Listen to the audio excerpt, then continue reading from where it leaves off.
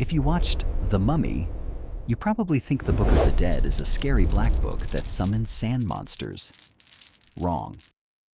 The real Book of the Dead wasn't a weapon. It was a cheat code.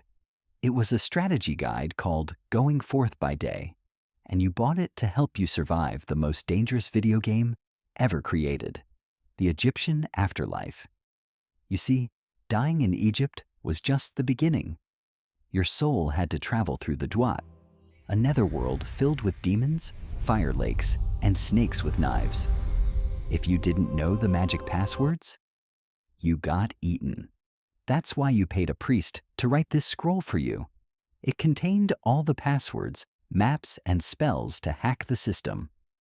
But the craziest part is the final boss fight, the Hall of Judgment. You stand before Osiris and 42 judge gods, and you have to do something called the negative confession. This is essentially gaslighting the gods.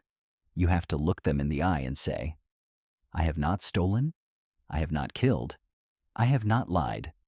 Even if you did steal, kill, or lie, the book gave you the magic spell to say, I didn't do it, so convincingly that the gods had to believe you. Then comes the final test, the weighing of the heart. Anubis places your heart on a scale against the feather of truth, Ma'at. If your heart is heavy with sin, you don't go to hell. You go to her.